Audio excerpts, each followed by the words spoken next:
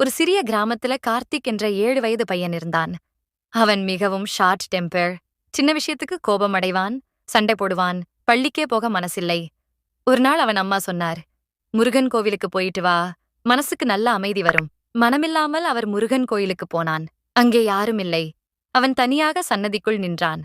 அவன் மெதுவாக சொன்னான், ஏன் அனைவரையும் விட நான் அதிகமாக துன்பப்படறேனே. அந்த நேரத்தில் ஒரு அழகான சிறிய பையன் மயில் இறகு கையில் புன்னகையோடு வந்தான். கார்த்திக்குக்கு நம்ப முடியவில்லை.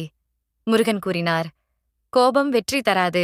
அன்பு பேசும் இடத்துக்கு பிரச்சனை வராது. முதல் முயற்சி தோல்வி என்றால் அடுத்தது வெற்றி. அந்த நிமிடத்துக்குப் பிறகு கார்த்திக்கின் மனதில் பெரிய மாற்றம். அவன் வீட்டுக்கு சென்று அம்மாவை அணைத்துக் கொண்டு சொன்னான், அம்மா, இனிமேல் நான் நல்ல பையனாக இருப்பேன்.